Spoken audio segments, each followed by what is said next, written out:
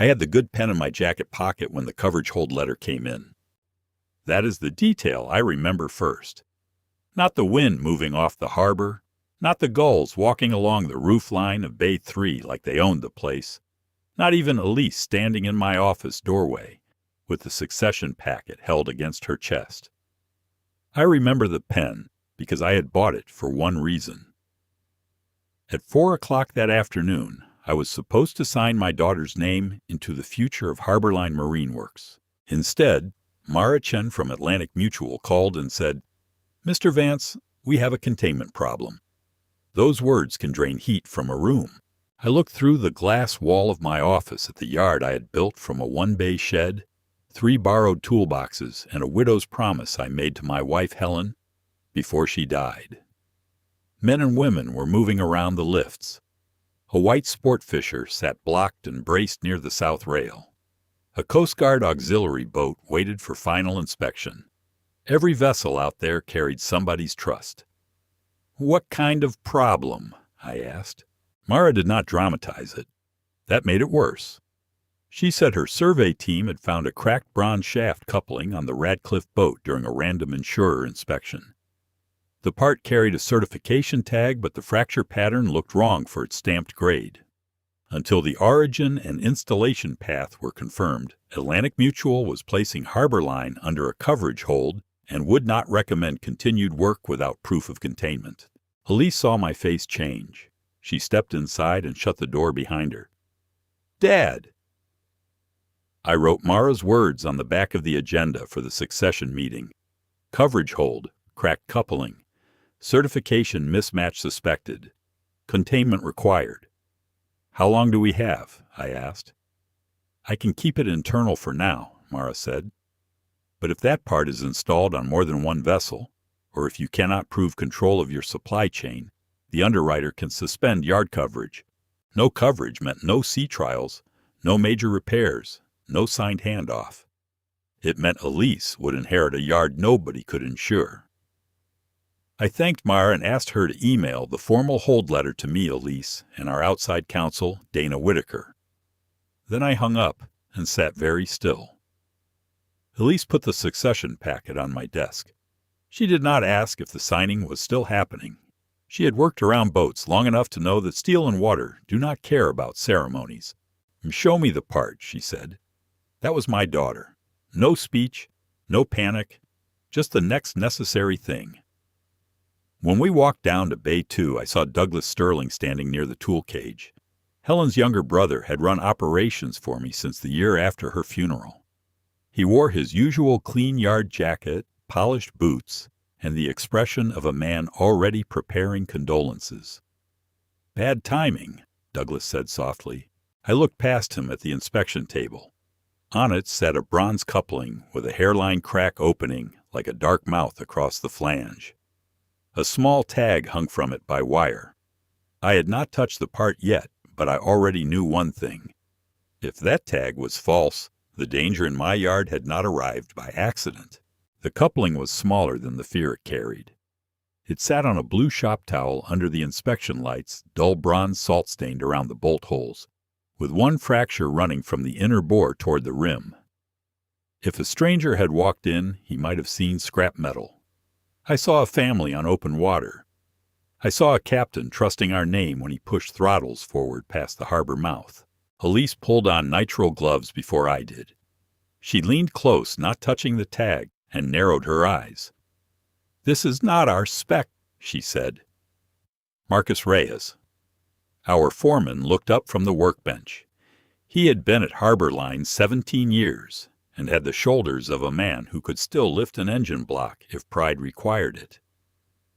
"It came through receiving as C863 manganese bronze." Elise shook her head. "Then receiving was lied to. Look at the casting color near the crack. Look at the grain. And this tag format is old. We stopped accepting handwritten heat references 3 years ago." Douglas gave a quiet sigh behind us. "Let's not scare ourselves before Mara finishes her paperwork." I did not turn around right away. I watched Elise take her phone from her pocket and photograph the part from 4 angles with the scale ruler beside it. She included the tag, the fracture, the tool marks, and the receiving sticker still stuck to the torn shipping wrap. "Dad," she said, "who was the approved vendor on the Radcliffe job?" "Bay State Marine Supply," I said. Marcus frowned. "I thought Bay State stopped bidding on couplings this spring." Douglas stepped closer. "They did. We had backorder problems. I moved some commodity parts to alternate suppliers so Elise would not inherit a clogged production schedule." He said my daughter's name as if he had been protecting her. That old trick landed in my chest with a familiar weight. After Helen died, Douglas had learned how to wrap control and tenderness. He did not demand authority. He volunteered for the work I was too exhausted to fight through. Elise kept her eyes on the coupling. A shaft coupling is not a commodity part. The room went quiet enough that I could hear rain starting against the roll-up door. Mara arrived 10 minutes later, carrying a sealed evidence pouch and a clipboard. She greeted me, nodded to Elise, and looked at Douglas only long enough to place him in the room. Then she pointed to the tag. "This supplier code is the first problem," she said. "My database shows it belongs to Northline Components, but Northline's current certificates use a different prefix. I called their quality manager. He says they have no record of this batch." Douglas folded his arms. "Databases lag." "Certification databases do not lag on marine drivetrain parts," Elise said. I looked at my daughter then. Her voice was level, but I knew the anger under it. She had spent years proving she was not just the owner's child. Now somebody had put a counterfeit tag on her first day as successor. I told Mara to bag the tag and coupling in place, photograph every handoff, and send samples to a metallurgy lab she trusted. I told Marcus no one was to pull another suspect part without 2 witnesses and a camera. Douglas's jaw tightened for half a second. That was when I stopped thinking about a bad vendor and started thinking about a man who knew exactly which evidence could hurt him. Before that cracked coupling, Douglas Sterling had been the man people thanked me for keeping close. He was Helen's little brother, though at 62, there was nothing little about the way he filled a doorway. When Helen was alive, she could cut through Douglas's charm with one look across a dinner table. After she died, I lost the one person who could tell me when I was mistaking family for character. The first winter without her, I would find myself standing in the stockroom staring at invoices I could not process because every line reminded me she was gone. Helen had built our purchasing rules with a yellow legal pad and a stubborn belief that a small yard could be cleaner than the big ones. 3 quotes for critical parts. Current certificates before installation. No emergency substitutions without an engineer's sign-off. Douglas came in during that winter with casseroles, condolences, and offers to take weight off my shoulders. "Let me handle suppliers," he told me. "You keep the crews steady."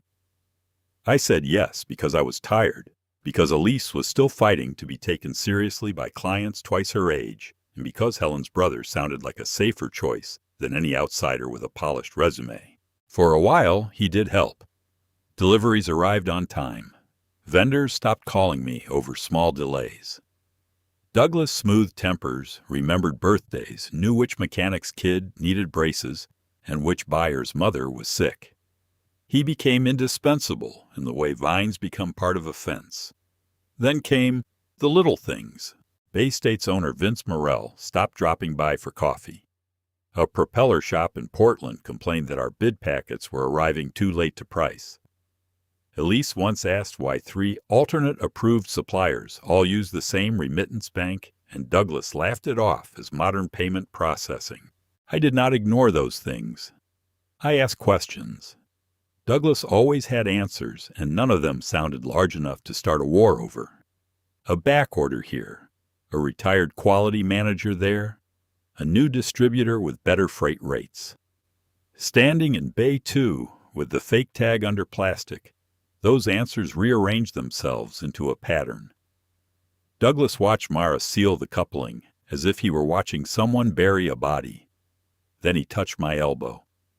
"Arthur, can we talk privately?" I let him lead me 10 steps away beside a rack of clean prop shafts. He lowered his voice. Elise is good, but she is emotional today. The signing, the pressure, now this. Do not let a surveyor make her first official act look like panic. There it was. Not an argument about the part. An argument about my daughter. Her first act was evidence preservation, I said. Douglas smiled sadly, like I had disappointed him. Helen would have wanted family to steady each other. For years, that sentence would have made me softer. That morning, it made me cold. Because Helen would have wanted one thing before loyalty, before comfort, before anyone's pride. She would have wanted the boat to stay afloat. I went back to the inspection table and asked Elise to pull the last 18 months of critical part approvals. Douglas stopped smiling. Mara Chen had the calmest hands in the room. She did not snap the tag loose. She did not toss the coupling into a box. She placed numbered markers around it, photographed the inspection table, then photographed the floor below the table, the shipping wrap, the receiving sticker, and the faces of the 2 witnesses standing nearest. When she wrote the time on the evidence form, I understood why insurers trusted her. She treated small details like future testimony. This is the first tag. She said, not the whole answer. That line settled over us. The first tag meant there might be a second. It meant the Radcliffe coupling could be the only bad part, or it could be the one unlucky enough to crack before a family got stranded beyond the breakwater. Elise opened her laptop on a rolling cart. Her fingers moved fast through our inventory system. Marcus called up installation records from the Bay tablet. Douglas stayed behind them, hands in his jacket pockets, watching screens instead of the broken metal. Mara read the tag number aloud. Elise typed it in. No match. She tried the heat reference. No match. She tried the supplier code under Northline Components.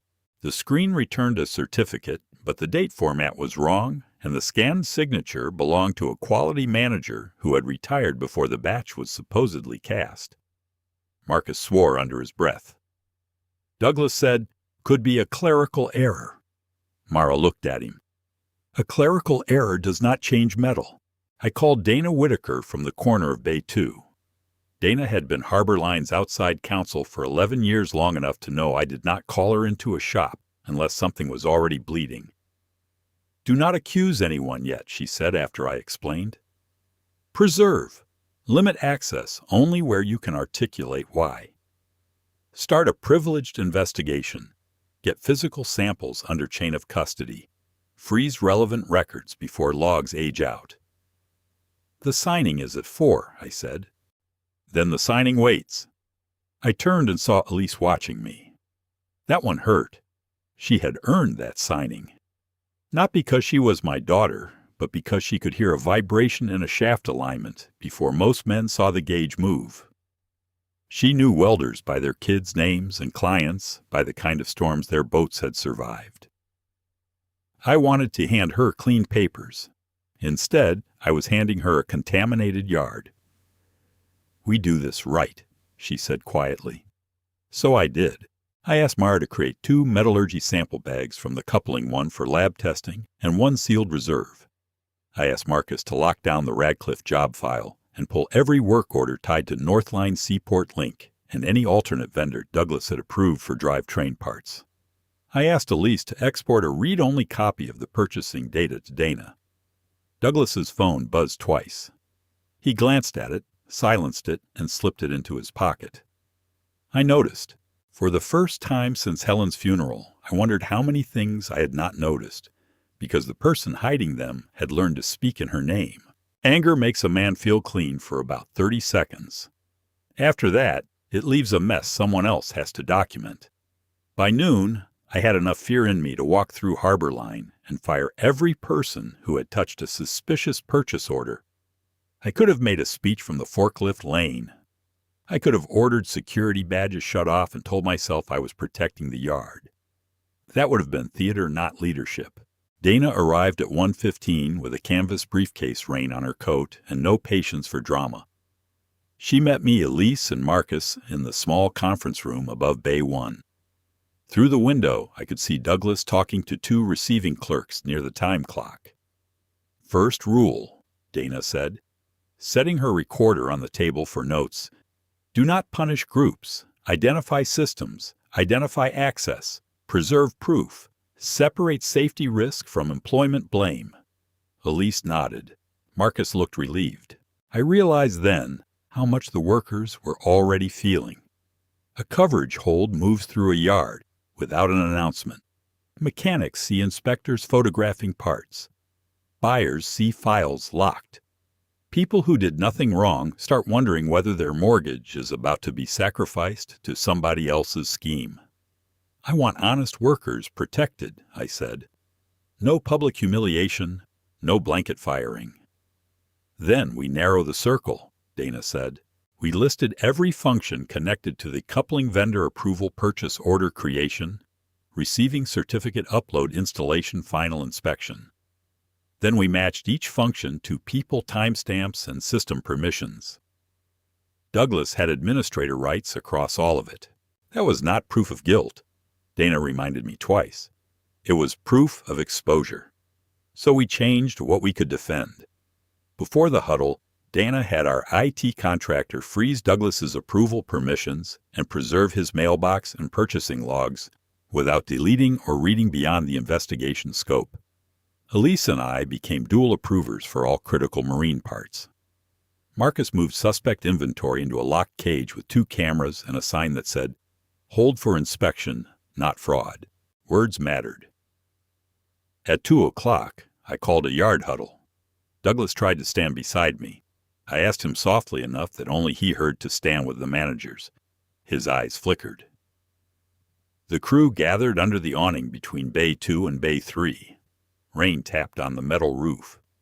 I could see welders, riggers, painters, electricians, apprentices with wet hair tucked under caps.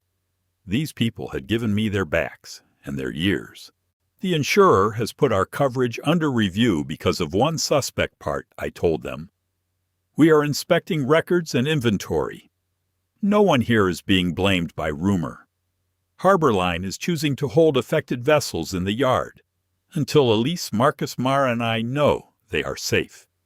If you are asked to change a record, hide a part, or talk off the books, you come to me or Dana Whitaker directly." Nobody cheered. Good. This was not a speech for applause. When the huddle broke, a junior buyer named Lena Warren stared at the floor as Douglas passed her. He did not touch her. He only said, "Keep your head, Lena." She flinched anyway. That flinch gave me a worse feeling than the cracked coupling.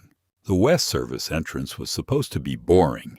That gate faced the marsh road where the asphalt dipped and the floodlights hummed over a chain-link fence salted white by years of wind. We used it for oversized deliveries, paint trucks, and the occasional late tow when a client limped in after dark. Every vehicle badge hit the access reader. Every camera recorded plate numbers. At least that was the system Helen and I had paid for. Marcus found the pattern because he did not trust clean screens. He came to my office at 6:30 after most of the yard had gone home with his cap in his hands and a printed stack under his arm. Elise was still there building a parts list beside 3 cold cups of coffee. Dana had taken over the conference room. Douglas had left an hour earlier saying he needed to calm vendors before rumors spread. "You need to see this," Marcus said. He spread the gate logs across my desk. The first page showed a delivery at 12:41 a.m. 3 Thursdays earlier. Then another at 1:18 a.m. the following week. Then 4 more all through the West Service entrance, all marked as maintenance freight or emergency back order. The signatures belonged to Douglas's assistant, Greg Tiller. The approval codes came from Douglas's office login. Elise leaned over the papers, jaw set. "These dates match the Radcliffe drivetrain order." "Not just Radcliffe," Marcus said. He tapped a second page. "The Fletcher trawler, the Parks launch, and the Coast Guard auxiliary job all had late gate entries within 48 hours of critical part installs." My mouth went dry. "The Coast Guard auxiliary boat sat outside Bay 3 with a blue tarp over its stern. It was not an active duty vessel, but volunteers used it for training and rescue support. I imagined young people in life jackets trusting a shaft assembly that might have been built around counterfeit metal. "Did Greg have authority to receive after-hours freight?" Dana asked from the doorway. She must have heard Marcus come in. "For emergency tow parts," Marcus said. "Not drivetrain components, not without my sign-off." I looked at the logs again. The camera thumbnails were attached in the system, but several were washed out by glare from a temporary work light. Too convenient. The plate numbers had been entered manually instead of captured clean. Elise asked Marcus to preserve the delivery, GPS, and telematics pings linked to the Marshpoint vans, because coordinates do not care how a handwritten plate number looks. "Who installed that work light?" Elise asked. Marcus's face hardened. "Work order says facilities, requested by operations." Operations meant Douglas. Dana held up one hand before my anger got ahead of me. "We preserve the gate server tonight. No accusations, no hallway confrontation." "What about Greg?" I asked. "Limit access. Interview later with counsel present if needed. If he was following orders, we do not turn him into the headline before we understand the chain." That was the line I kept walking. Protect the yard without crushing the frightened people inside it. At 7, I asked IT to image the gate access system. At 7:15, I removed Greg's after-hours receiving permissions and documented the reason as safety hold containment. At 7:30, Elise pinned the gate dates beside the purchase orders on the conference room wall. The map was still thin, but it had a shape now. Parts came in after midnight. Certificates appeared by morning. Douglas's office approved both. When I finally walked outside, the west gate floodlight buzzed over the wet pavement. For the first time, it did not look like an entrance. It looked like a wound. Elise did not sleep that night. I know, because I did not either. At 11, I walked into the conference room and found her with her shoes off one foot tucked under her chair, hair clipped badly above her neck, surrounded by purchase orders printed in columns. She had made the wall into a coastline of paper. Blue tabs marked approved vendors. Yellow tabs marked alternate suppliers. Red string from the tool crib connected orders to gate entries, certificates, and installation dates. "You raided Marcus's layout drawer," I said. "He said Helen would approve." That nearly undid me. Helen had loved maps, not decorative ones, but the useful kind that showed where people hid bad assumptions. Elise had inherited that from her. She could take a mess of numbers and make it confess. She pointed to the left side of the wall. "Here is normal purchasing. Bay State Ellis Foundry Mariner's Bolt Cape bearing. Multiple quotes. Certificates uploaded before receiving. Marcus or engineering signs off." Then she moved to the right. "Here is the last 8 months. Northline components. Seaport Link Industrial and Alder Key Supply start appearing as alternates. Same freight broker. Same remittance bank. Same certificate formatting. Different mailing addresses, but 2 route to mailbox stores and 1 to a suite that also houses a tax preparer." "Who approved them?" She did not answer with words. She circled Douglas's digital initials in black marker. My daughter's hand trembled once, then steadied. "He did not just sneak one part in," she said. "He created a parallel supplier lane." Dana stood beside me, reading silently. "This is useful. Not conclusive on ownership yet, but useful." "Can we subpoena bank records?" I asked. "Eventually. First, we need enough for the insurer, the audit committee, and a referral package. We can also ask legitimate vendors to confirm non-affiliation." I looked at the wall and saw names I trusted pushed slowly to the margins. Vince from Bay State had sent flowers to Helen's service. Ellis Foundry had repaired a cracked bearing housing for us during a nor'easter and billed half price because the client was a school sailing program. Those vendors had not vanished because the market changed. They had been crowded out. Elise clicked open a spreadsheet. "The price difference is the ugly part. The shell vendors billed us 10 to 18% higher than trusted suppliers, but the goods looked cheaper. If the metal test comes back bad, someone made money twice. By overcharging us and underbuilding the boats, I said. She nodded. There are moments when fatherhood requires silence. I wanted to tell Elise I was sorry. Sorry I had given Douglas room. Sorry her first day as successor had become a crime scene. Sorry her mother's rules had been bent inside the company Helen helped build. But Elise did not need my apology yet. She needed my signature. I signed Dana's authorization for a vendor chain investigation and a limited forensic review. Then I keyed one sentence into the lock screen of Elise's shop tablet and handed it back. No vessel leaves until every critical part is traced. Elise read it, pressed the note flat, and finally let herself breathe. At midnight, Douglas texted me. We should keep this inside family before outsiders misunderstand. I showed Dana. She said, save it. So I did. Douglas asked for dinner, like a man asking for peace. No lawyers, he said. No surveyors. Just family at the house Helen kept warm. He meant the back room off my kitchen, the one with the cedar half-hull model Elise and I had carved during a rain week when she was 12 and too stubborn to stay away from tools.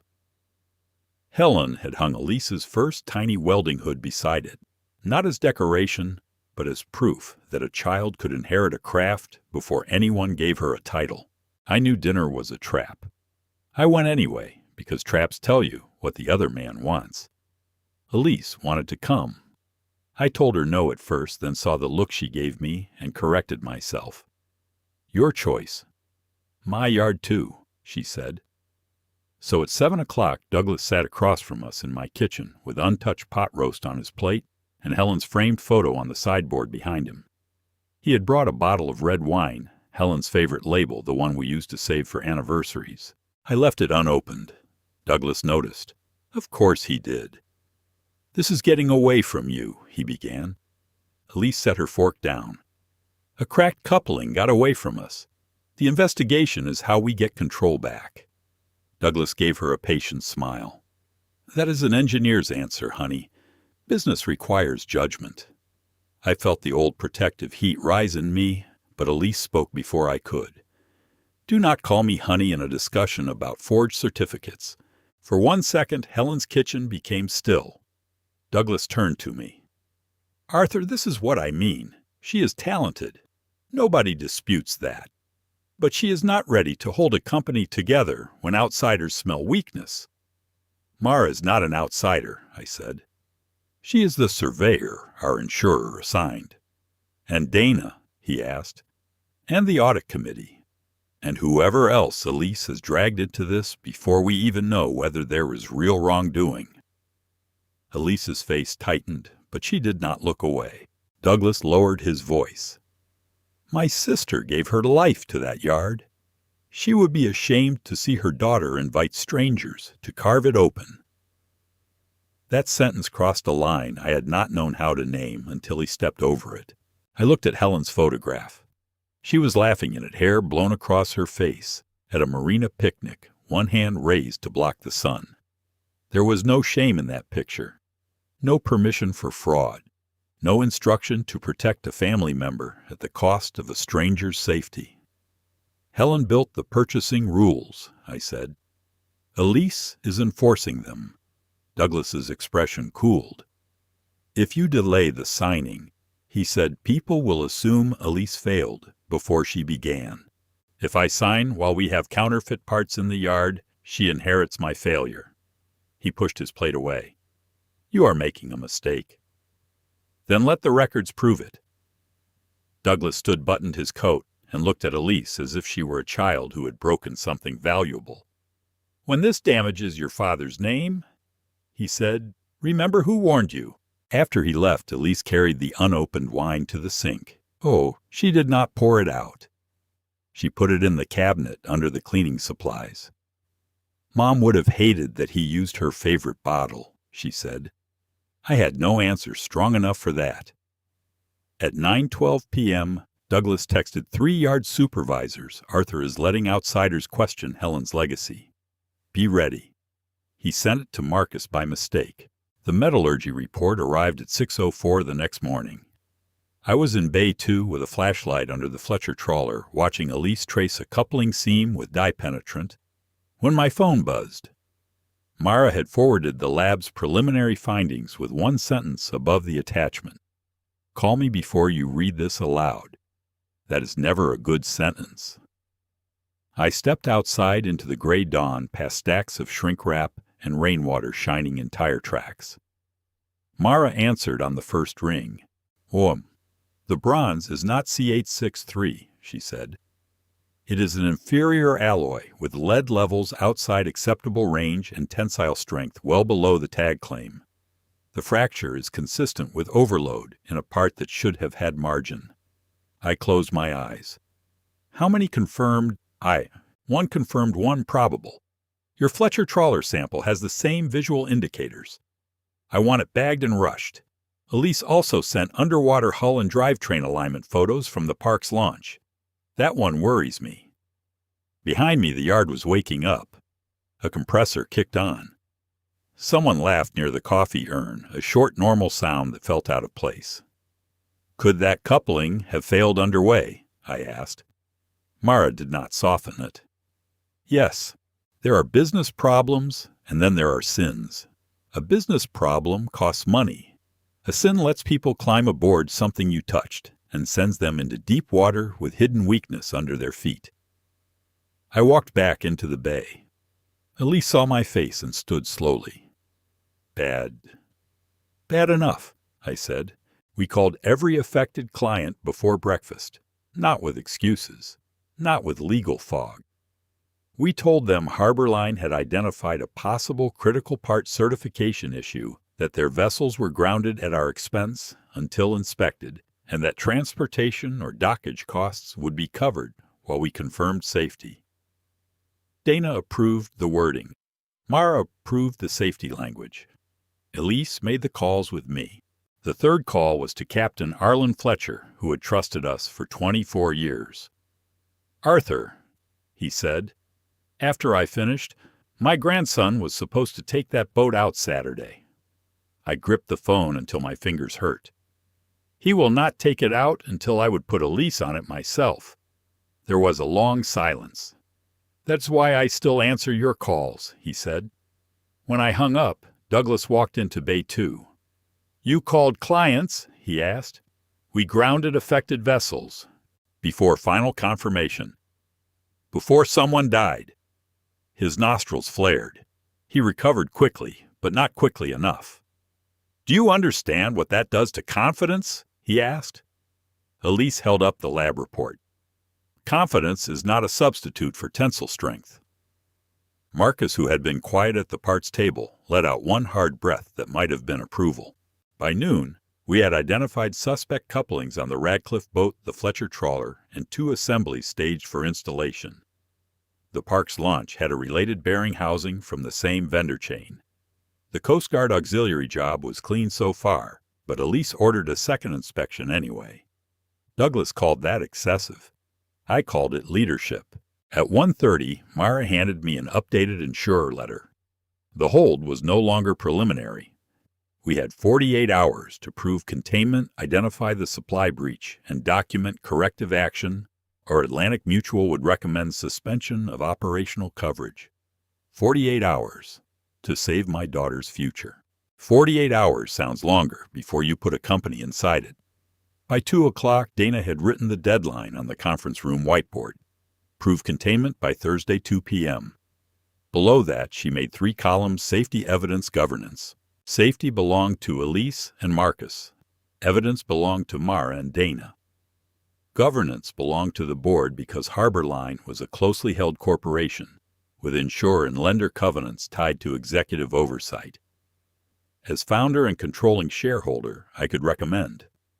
I could not pretend the audit committee was ceremonial when the yard's coverage and financing depended on it. I called the committee chair, Angela Reese, from my office with the door closed. "Is Elise implicated?" she asked first. "No." "Are you?"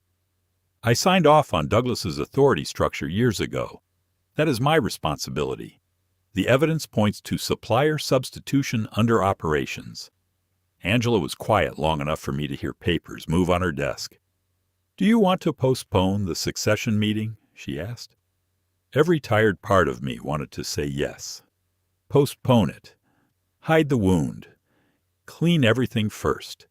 Then let Elise stand in sunlight instead of fluorescent glare. But that would teach the wrong lesson. Elise was not ready because the day was easy. She was ready because she understood what the hard day required. "No," I said. "I want the meeting converted into an emergency governance session. Succession stays on the agenda, but safety comes first." "Will Douglas be present?" "He expects to be." "Then have counsel present from the start." I looked through the glass at Douglas crossing the yard below. He was speaking to workers in pairs now, never long enough to look like a meeting, always with a hand on someone's shoulder. A man who fears evidence often starts recruiting emotion. "Dana will be there," I said. "So will Mara." The next hours became a controlled storm. Marcus split the crews into inspection teams and paired senior mechanics with apprentices, so no one worked alone on suspect assemblies. Elise taped red hold tags on every bin tied to Northline Seaport Link or Alder Key. Mara photographed parts as they moved from inventory to evidence cages. Danny drafted notices freezing vendor payments and instructing staff not to delete records. I signed each notice. My name looked older every time. At 4 the hour when Elise should have been signing her succession papers, she was kneeling beside the park's launch with grease on her cheek, reading a certificate number into Mara's recorder. "Say it again," Mara said. Elise did. Clear, exact, no tremor. I stood back and watched 3 mechanics wait for her decision before moving. Not because she was my daughter, because she had earned authority the only way it lasts, by being right when it costs something. Douglas found me near the parts cage. "You are letting this become a spectacle," he said. "No, I'm making it survivable. For Elise, for everyone." He smiled without warmth. "You always did think goodness could run a business." I looked at the locked cage, at the counterfeit tags lined up in plastic sleeves, at the workers moving carefully because their signatures now mattered. "Goodness does not run a business," I said. "Controls do. Goodness is why we bother having them." Douglas's phone buzzed. This time he answered it and walked toward the west gate. Marcus saw it too. He started after him, but I stopped him with one hand. "Let him make his call," I said. "Then pull the west gate camera back up." We locked the yard down without closing the gates.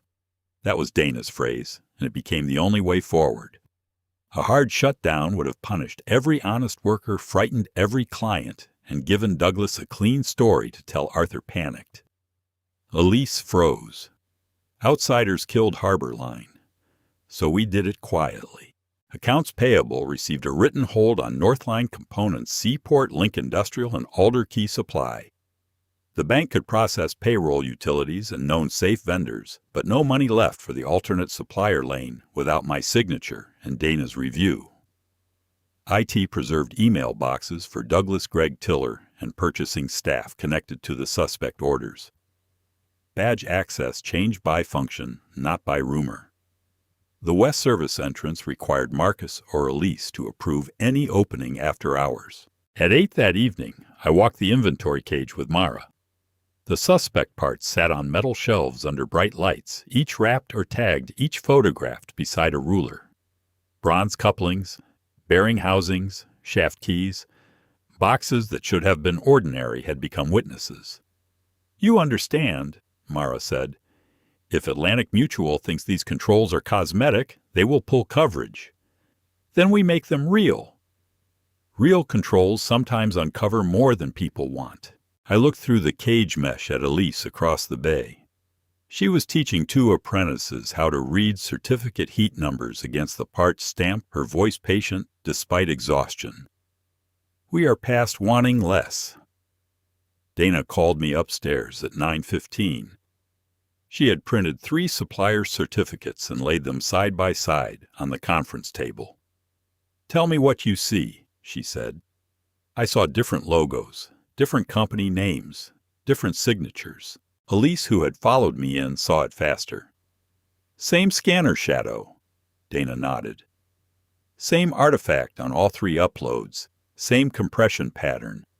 These were likely created or altered from one template. By whom? We do not know yet. But look at upload times. The first certificate had been uploaded at 6:12 a.m., the second at 6:17, the third at 6:21, all on a Sunday morning, all from an operations terminal, Douglas's terminal. I sat down because standing required pretending my knees did not feel loose.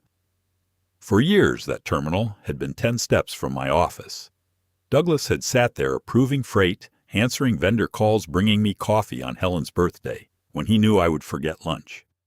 The betrayal was not sharper because he was family. It was sharper because he had used ordinary closeness as camouflage.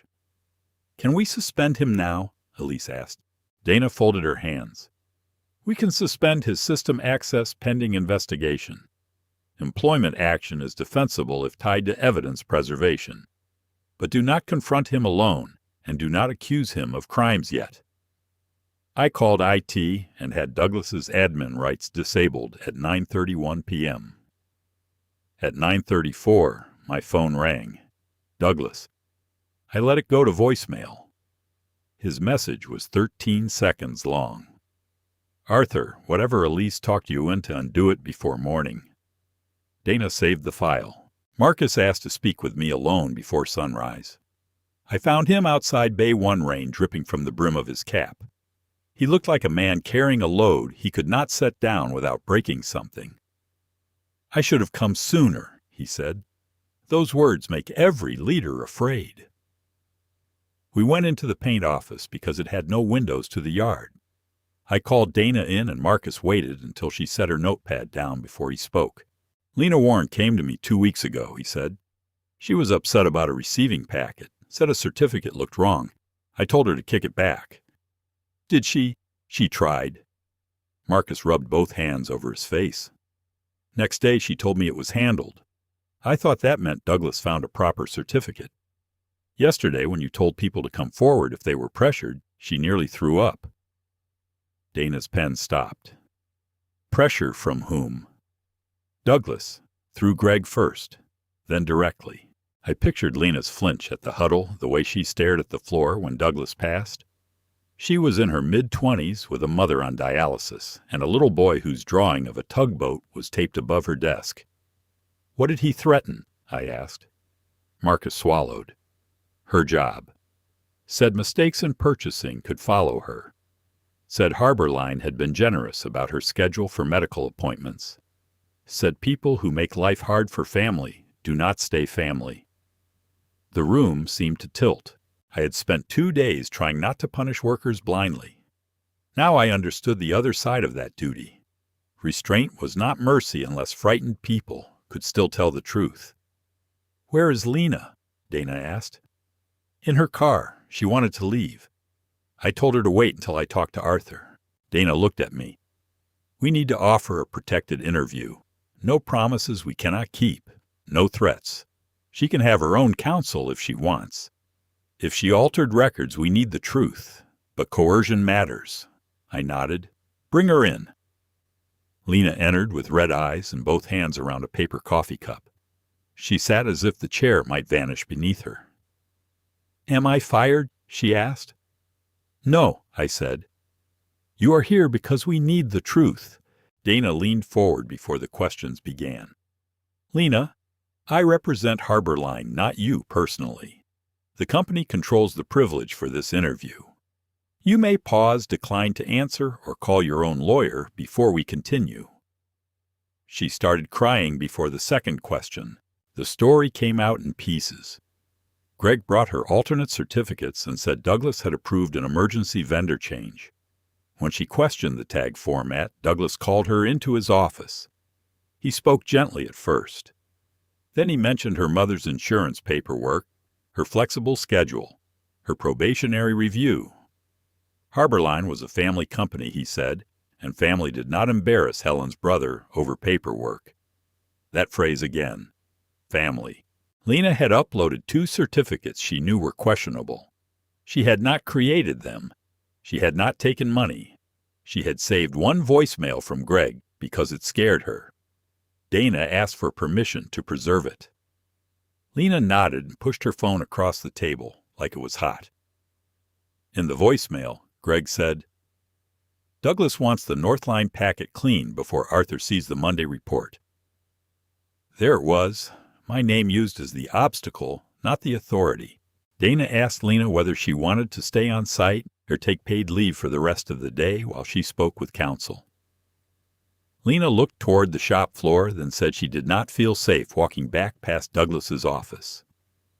We documented that the leave was voluntary and non-disciplinary. Marcus offered to walk her out through the side door. Before she left, she turned back. "Mr. Vance, I'm sorry. I wanted to say it was all right. It was not. So I said the truer thing. Help us make it right." Douglas stopped asking for privacy when privacy stopped helping him. By 9 that morning, he was in the lower yard near the fuel dock, surrounded by 12 workers, and speaking just loud enough for nearby people to drift closer. His system access had been disabled overnight, but his mouth still worked, and he knew every fear that lived inside a payroll envelope. "Ask yourselves why the old vendors are being frozen," he said as I came down the ramp. "Ask why lawyers are upstairs. Ask why Arthur delayed Elise's signing and brought an insurance investigator into family business." Nobody answered him. That did not comfort me. Silence can mean loyalty, or it can mean people are waiting to see who survives. Douglas saw me and raised his voice. "Tell them, Arthur. Tell them whether you are preparing Harbor Line for sale." The accusation moved through the group like wind across water. Selling the yard was the one fear that could turn welders, mechanics, and painters against me faster than any spreadsheet. In coastal towns, new ownership often means layoffs, contract labor, and a sign out front with a logo nobody can pronounce. Douglas knew that. He was not defending workers. He was using them as sandbags. Marcus stepped forward, but I touched his arm. If I shouted, Douglas won half the room. If I accused him without laying out evidence, Dana would skin me alive and be right to do it. "Harbor Line is not for sale," I said. Douglas laughed softly. "Then why hide everything?" "Because a safety investigation is not a dockside argument." One of the younger mechanics, Jamal, looked between us. "Are our jobs safe?" That question deserved more respect than the man who had provoked it. "Your paychecks are safe," I said. "Your work matters. The hold is about parts vendors and records. If you did your job honestly, I am not going to throw you under a bus because someone else made a bad choice." Douglas spread his hands. "Someone else. Hear that he already has a villain. Maybe me today. Maybe you tomorrow." Elise came out of Bay 2 carrying a red tag clipboard. Her coveralls were streaked with grease. She did not look like a person staging a sale.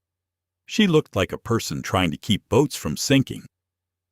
"We have 4 inspection teams starting in 10 minutes, she said to the crew. "If you want answers, come, help us build them. Every suspect part gets photographed, tagged, and traced. No one signs anything they did not personally verify." The workers looked at her, then at me, then at Marcus. Marcus finally spoke. "You heard her. Bay assignments are posted." One by one, the group broke apart. Douglas's smile faded. He waited until only I could hear him. "She is making herself responsible for the whole mess," he said. "No," I said. "She is making herself responsible for the fix." His eyes went flat. "Careful, Arthur. Daughters can disappoint fathers, too." I had let him use Helen's name. I had let him use family. I would not let him use Elise's worth as a weapon. "You are suspended from operational decision-making pending review," I said. "Dana will provide the written notice." For the first time, Douglas looked afraid. Then he looked past me toward the inspection bay, and I knew fear had not made him harmless. Elise took Bay 2 the way her mother used to take a room by making the work clearer. She did not stand on a crate or give a speech about legacy. She taped a large process sheet to the wall, drew 4 boxes with a marker, and assigned names. Identify, photograph, isolate, trace. No shortcuts, she told the crews. If you are not sure, tag it. If the tag does not match the certificate, tag it. If the certificate does not match the vendor database, tag it. Nobody gets blamed for asking twice. That last sentence changed the air. I watched an apprentice named Tori raise her hand and ask whether an old bearing housing with no heat stamp should be red tagged, even though it came from a trusted shelf. Elise walked over, thanked her for catching it, and showed the whole team how to document uncertainty without turning it into panic. Competence has a sound. That morning it sounded like camera shutters, torque carts rolling into place. Marcus calling measurements, Mara's recorder clicking on, and workers repeating certificate numbers clearly enough for future strangers to understand. Douglas stood outside the bay doors with Dana's suspension notice folded in one hand. He was still allowed on property for the board meeting, but he no longer had operational authority. Dana had made the boundary plain. He could observe. He could not direct staff access systems, contact vendors on Harborline's behalf, or enter evidence areas. He tested the line within 20 minutes. Jamal. He called, "That bin belongs in clean inventory." Jamal froze. Elise did not raise her voice. "Jamal, follow the posted process." He did. Douglas looked at me as if I had struck him. By noon, the evidence cage held 11 suspect parts and 6 certificate packets. 3 were confirmed tied to shell vendors. 4 needed lab review. 2 appeared legitimate, but had passed through the same Westgate delivery pattern, so Elise kept them isolated. Then Tori found the bin. It was tucked behind a stack of shrink-wrap rolls near the Westgate storage wall, half covered by a faded tarp. The label read, "Winter fasteners," but inside were bronze couplings, shaft keys, and bearing sleeves wrapped in brown paper with no receiving stickers. Marcus's face went dark. "That bin is not on my inventory." Mara photographed it before anyone touched the tarp further. Elise crouched beside the bin and read the faint marker on one package. A Q-17. Alder key. Dana asked everyone to step back. She took photos of the location, then had Mara seal the first package for sampling. I stood there feeling a strange mixture of horror and gratitude. Horror because the hidden lane was larger than we thought. Gratitude because my daughter had built a process strong enough for a young apprentice to find what adults had missed. Tori looked terrified. I went to her. "You did exactly right." She nodded, but did not smile. Douglas walked away from the bay doors and pulled out his phone. This time Dana saw it. He is barred from vendor contact. I followed him to the edge of the lot. "End the call," I said. Douglas lowered the phone slowly. On the screen before it went dark, I saw a name I did not know. Marshpoint Recovery, LLC. Dana's board packet was not thick, but it was heavy. She built it the way a good lawyer builds a bridge, only with pieces that could hold weight. No gossip, no family history, no guesswork about Douglas's motives. Each tab carried a document, a photograph, a timestamp, or a witness note. Tab 1, Atlantic Mutual Coverage Hold Letter and 48-hour containment deadline. Tab 2, Mara's photographs of the cracked Radcliffe coupling fake certification tag sample bags and chain of custody form. Tab 3, Preliminary Metallurgy Report showing substandard alloy. Tab 4, Elise's Purchase Order Anomaly Map. Tab 5, Westgate Access Logs with late-night entries, glare-obscured camera images, Greg Tiller's signatures, and Douglas's office approval codes. Tab 6, Supplier Certificate Comparison showing matching scanner artifacts. Tab 7, Containment Actions already taking grounded vessels, client notifications, vendor payment, freeze access restrictions, evidence cage, and inspection teams. When Dana slid the packet across the conference table, I put my palm on it and felt the last 2 days settle under my skin. "Is it enough?" I asked. "For the audit committee to act under our bylaws and lender covenants?" "Yes." "For the insurer to see serious containment?" Likely. For criminal referral. It is the start, not the finish. Elise entered carrying a folder from our registered agent service. Her eyes had that bright, sleepless focus I had seen when she was 16 and rebuilding an outboard carburetor on the porch. Marsh Point Recovery, LLC AIM, she said. Formed 19 months ago. Listed business purpose salvage logistics and materials recovery. Registered address is a mailbox store 12 miles inland. Owner, Dana asked, not public in the state filing, but the contact email uses the domain recovery-mp.com. IT found that domain in 2 vendor invoices from Alder Key. Same reply to address. Marcus added, Marsh Point trucks are small box vans. I checked the Westgate footage before the glare starts. One van logo is partly visible on a clear night. Dana looked at me. Do not say more than we can prove. What can we prove? That Marsh Point appears connected to the movement of unlogged parts and the shell vendor chain. We cannot prove ownership yet. I could live with careful words. Careful words had kept us from turning the investigation into revenge. At 3, Angela Reese arrived with 2 other audit committee members. They read in silence while rain streaked the conference room windows.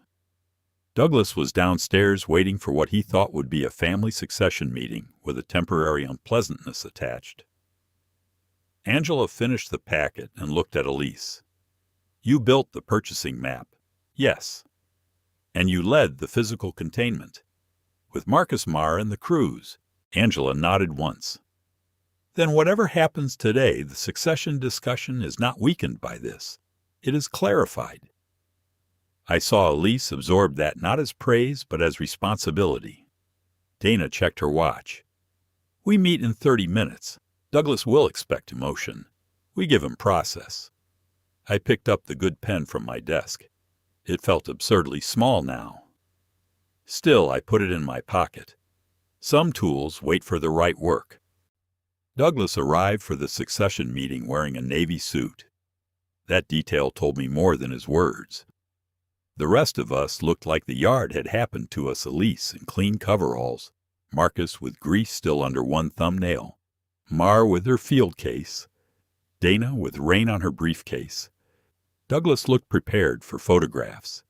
He paused when he saw Angela Reese and the audit committee seated at the conference table. I thought this was a family signing, he said. It is a governance meeting, Angela replied. Please sit down. Douglas glanced at me, searching for weakness, apology, anything he could use. I gave him none. I had spent too many years confusing peace with the absence of confrontation. The good pen was in my pocket. I could feel it every time I moved. For once I did not reach for it. Signing could wait until the yard was safe enough to deserve a signature. Dana opened the meeting by reading the purpose into the minutes emergency review of insurer coverage hold supplier certification breach. Operational containment and succession implications. Her voice made each phrase plain enough that no one could pretend we were having a misunderstanding. Douglas leaned back. This is excessive. Angela turned the first page of the packet. You will have a chance to respond. That was when he understood the room had changed. He was not the grieving brother-in-law advising a widower. He was an operations director answering to a board. Mara presented the crack coupling first, not physically. That came later. She showed the photographs, the tag mismatch, and the lab finding. Elise presented the purchase order map next. She did not accuse Douglas. She walked through dates, vendors' price changes, certificate uploads, and gate entries until the pattern stood on its own. Douglas interrupted twice. Alternate suppliers were necessary. Dana asked, "Where are the emergency engineering approvals?" He had none. The certificate database may be incomplete. Mara answered. The supplier quality manager confirmed no record of the batch. He shifted tactics. Arthur, are you going to let them imply I endangered people after everything I did for Helen? There was Helen again, dragged into a room with counterfeit tags. I looked at Angela. May I answer? She nodded. Douglas, this meeting is not about what you did at my wife's funeral. It is about what entered my yard after midnight under your approval codes. His face reddened. Elise looked down at her notes, then up at him. 3 trusted vendors were displaced. 3 shell-linked vendors replaced them. Substandard parts entered critical assemblies. Workers were pressured to upload bad certificates. That is the issue. Douglas smiled thinly. Listen to her. Already sounds like the owner. No, Angela said. She sounds like the engineer who kept this company insurable for another day. The room went still. Dana closed the packet. There is one more step before the committee decides interim action. We recommend moving to Bay 2. Douglas's eyes narrowed. Why? I stood. Because paper is where denial starts. The parts are where it ends. Bay 2 smelled of oil rain and tagged evidence. The audit committee followed us down the metal stairs. Workers watched from respectful distance, not gathered for spectacle, but close enough to understand that the company was not being handled behind their backs. Dana had approved that. Transparency, she said, did not mean shouting. It meant the right people could see the right proof. The cracked Radcliffe coupling sat on the inspection table inside a clear evidence box. Beside it were photographs of the fracture, the fake tag, and Mara's sample bags. On the next table, Elise had arranged the suspect certificates in a row.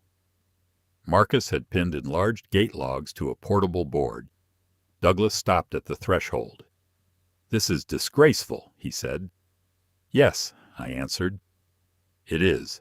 Mara began with the metal. She explained the alloy mismatch without drama. Then she showed the certification tag and supplier confirmation.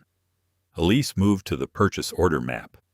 She pointed to each shell-linked vendor, then to each critical assembly.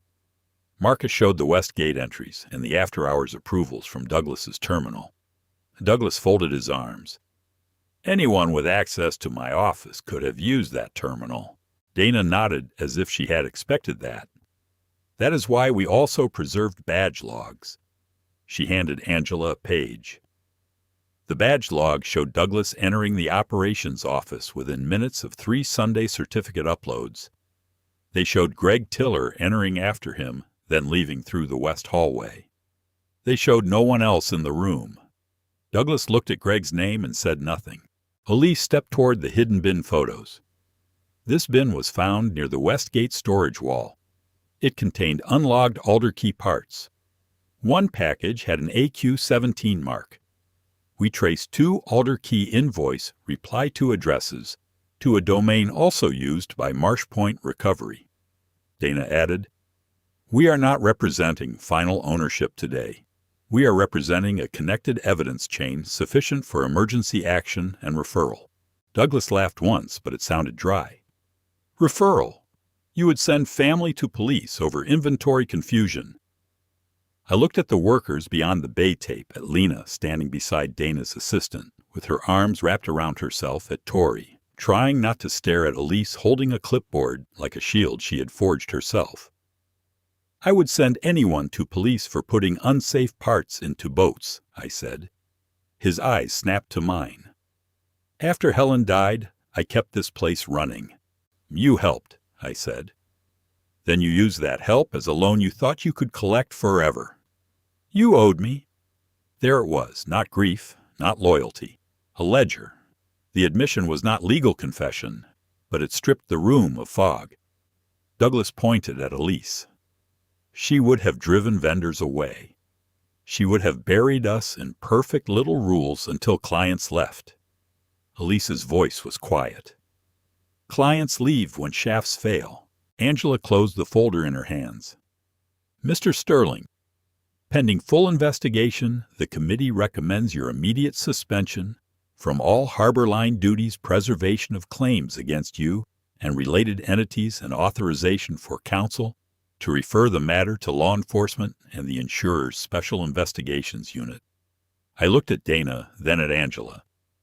As CEO, I execute that suspension, now pending the full board's written resolution. Douglas looked at me one last time. Helen would not forgive this. I thought of Elise's first tiny welding hood hanging beside the cedar half-hull, small enough to fit in my palm, honest enough to outlast every excuse in that room. "You do not get to speak for her any more," I said.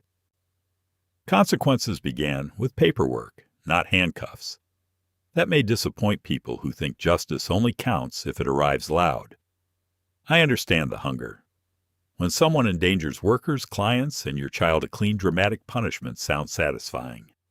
But companies are not saved by satisfying moments. They are saved by decisions that hold up after the adrenaline leaves. Dana served Douglas with a written removal from duties and a preservation notice before he left the property. He was instructed not to contact employees, vendors, clients, or insurers on Harbor Line's behalf. His badge was disabled while he stood in the security office. Marcus watched, not smiling. Greg Tiller was placed on paid administrative leave pending interview. Dana made it clear that lying, destroying records, or contacting witnesses would change his position quickly. Lena Warren gave a recorded statement with her own counsel on speakerphone. She admitted the uploads described the pressure and turned over Greg's voicemail and 2 text messages from Douglas. I did not hug her. That would have made her pain serve mine. I thanked her for telling the truth and told her the investigation would distinguish coercion from leadership. By late afternoon, Dana had sent the initial referral package to the County Economic Crimes Unit, the insurer's Special Investigations Unit, and our civil litigation firm.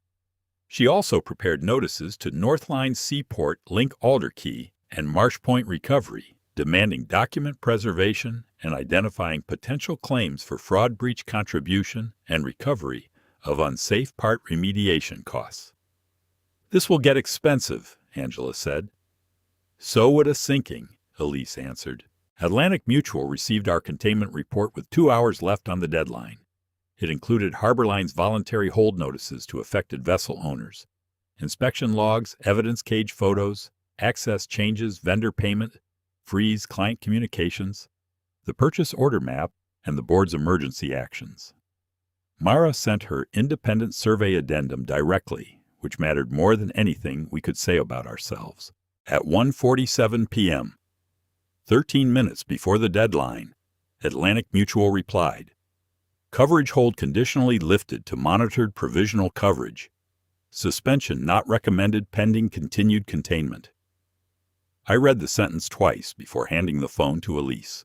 She closed her eyes for one breath. Not victory. Oxygen.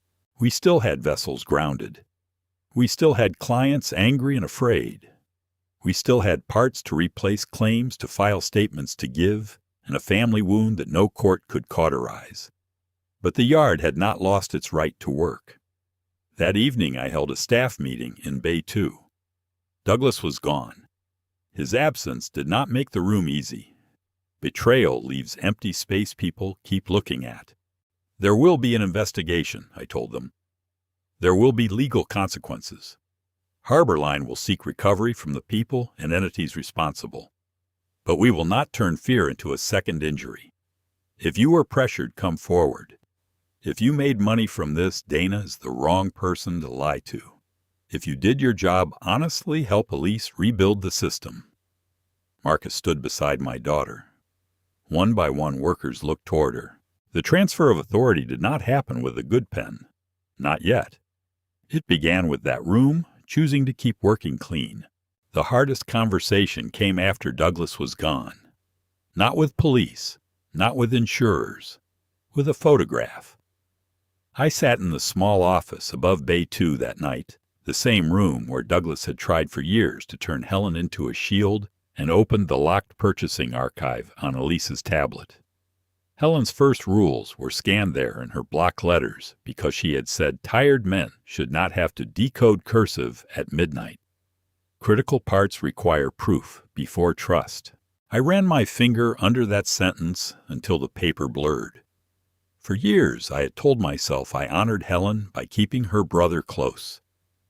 Maybe there was kindness in that at first. Maybe there was weakness too. Grief can make a man generous in the wrong direction. I had given Douglas authority because saying no to him felt like saying goodbye to one more piece of her. Elise came in and set 2 mugs of tea on the table. "You are doing the thing where you blame yourself for someone else's choices," she said. I gave him the keys, and he chose what door to open. That sounded simple. It was not. Leadership owned systems, and I had owned one that let charm concentrate too much power.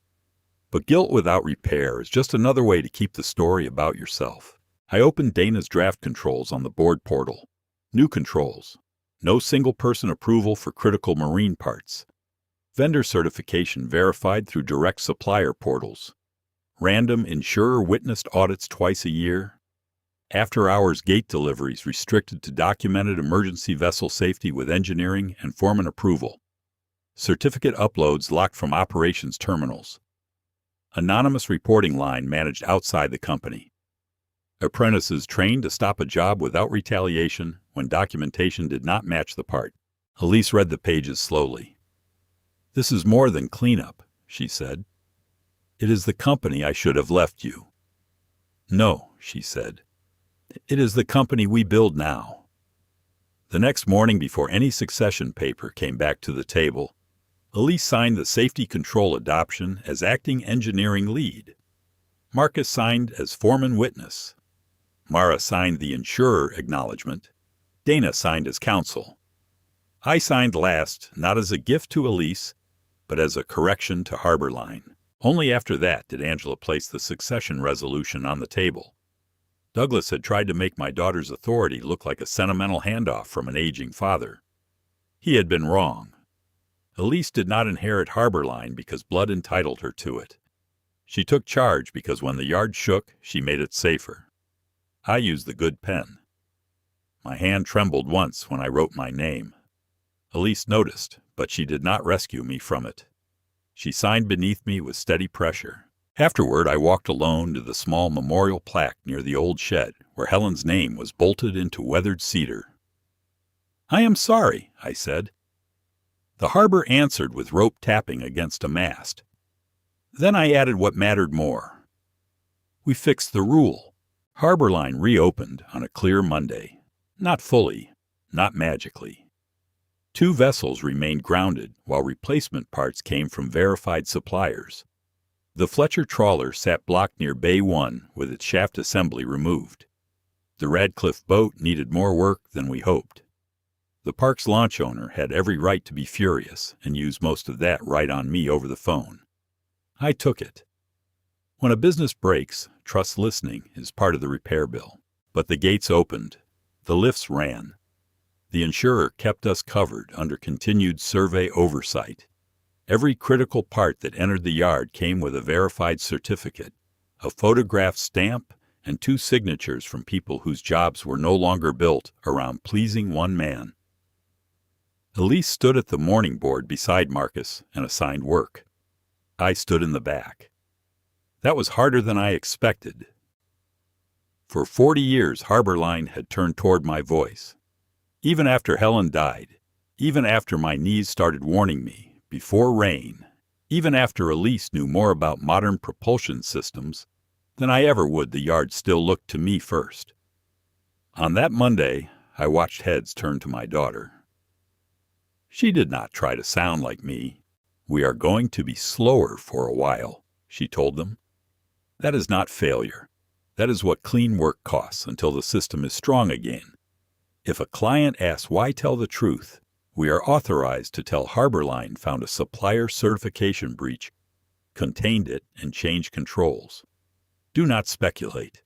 Do not hide. Do not guess. Jamal raised a hand. "What about the recovery money if there is any?" Elise looked at me. We had discussed this the night before. After client remediation and legal costs, she said, "Recovered funds tied to this breach will support a board-approved worker safety and training budget, better inspection tools outside certification classes, and paid apprenticeship hours. The people who build safe boats should not have to beg for safe systems." No applause came at first. Then Marcus tapped his wrench once against the bench. Others followed, not loud, just enough to say they had heard her. Douglas's case moved slowly, the way real cases do. Marsh Point's records did not open themselves overnight. Greg hired counsel. Lena cooperated. Dana filed civil claims and kept reminding me that recovery was measured in documents before dollars. Months later, some money came back through insurer subrogation and settlement with 2 supplier entities. The criminal referral did not heal the family. It protected the next company from mistaking Douglas's Polish for trust. I never poured out the wine he brought to dinner. I left it under the sink until the day Elise replaced the old operations desk with a glass-walled compliance station anyone could see into. Then I carried the bottle outside, opened it by the dumpster, and let it run into the gravel. Not for revenge, for sanitation. On Elise's first clean launch as president, Captain Fletcher took his repaired trawler past the harbor mouth with his grandson beside him. I stood on the dock while Elise listened to the engine note, head tilted, one hand raised against the sun, the way Helen used to do. The boat moved clean through the water. That was the only ceremony I needed.